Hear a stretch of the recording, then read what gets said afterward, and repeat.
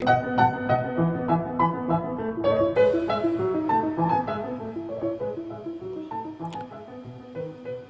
you read economics, they present it as though it's a science. I've read through much of the curriculum of what bachelor's and master's degree Harvard University students would read for their degrees in economics. Economics is not a science. It's an invention. It's a contrivance. It's funny, you look at economics books and they have graphs and charts and they make complex novel equations. It's all contrived. It doesn't have any relationship to the natural order of things. It is based upon a folk way of orienting production and distribution, and we've established this massive structure that makes it seem valid. There's really nothing anyone needs to know about economics than the fact that the entire global economic system is based upon people constantly consuming, irregardless of the state of affairs and natural orders of energy, planetary materials, and anything else. It is blind, narrow consumption with absolutely no regard for the environment. If you look back at the history of anyone that has chosen to challenge the establishment, it's a very dark history. There are a great number of people out there that know that something is wrong, but they do not understand the source of that wrongness because they are in the box of indoctrination. Socrates never speculated on the slavery that was existing during his time. That was normality to him. This goes with every type of political philosopher that's ever existed, whether it's Karl Marx, whether it's Plato.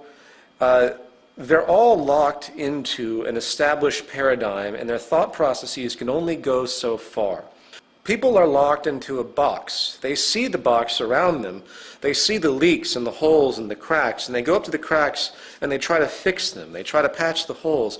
But they don't stop to think that maybe there's something wrong with the box itself. Maybe the integrity of the box that they exist in is inherently invalid. It's inherently void. The economic system that we live in is a parasitic paradigm that is only going to lead to self-destruction. But people don't see that. So if you attack the economic system for what it actually is, everyone's feathers go up. Everyone says, well, wait a minute, this is the world we all live. We live in a profit-based, labor-for-income world, cyclical consumption. This is what we're used to. We understand we have division of classes. You know, they throw in human nature. They throw in everything that will try to make it seem like it's a part of the natural order of reality when it in fact is not. So in other words, the biggest crutch to the evolution of human thought is breaking your own indoctrination. It's very, very difficult to overcome emotional elements that have become so ingrained in you that you have an immediate reaction, an immediate suffering and pain when anything interferes with that. It's a very, very complex problem. But I'll say it again. We have to learn how to we have to learn how to identify and break our own indoctrination if we expect to move forward at all as a civilization. Religion, to me, has two sides.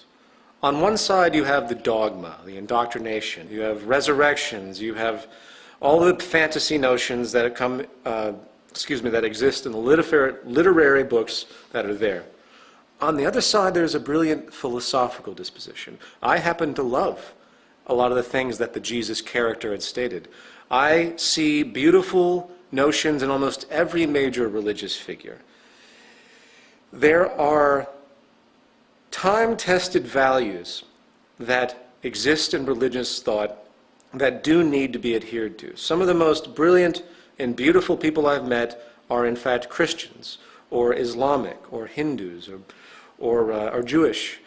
They know where to draw the line, where to stop at the fanaticism, because that's where religious danger goes to. Once you believe something dogmatically enough, where you say, Jesus existed, that's that, anyone who says otherwise is an enemy of mine, then you have some very serious neuroses to deal with. Whether Jesus existed or not doesn't mean anything. I think Jacques Fresco put it best on Larry King. When Larry King asked him, what do you think about Christianity? He said, I think it's great. When are they going to put it into practice? My disposition on religion is very, very simple. It's nothing but a bunch of stories. They're allegories that have meaning. They get distorted through interpretations because that's the nature of semantics. But I don't want to rule out religion. I don't think religion should be outlawed or anything like that. I think it should be understood for what it is. The problem with humanity is we're ripped apart. There are far too many ideologies out there that have no basis on anything tangible. I want to make this very, very clear.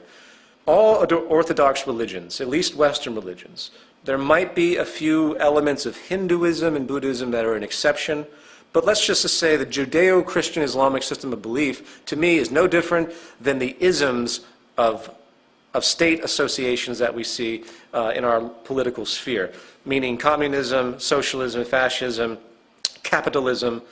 These are ideas that have been created that have no relevance to nature whatsoever. In other words, they have absolutely no relevance to the carrying capacity of the earth, to our ability to support ourselves, to our ability to produce, to the methods of production, to the methods of distribution, to the way we orient society and keep ourselves alive and keep ourselves healthy and prosper, and for the betterment of what I consider to be the organism of the human species as a single organism.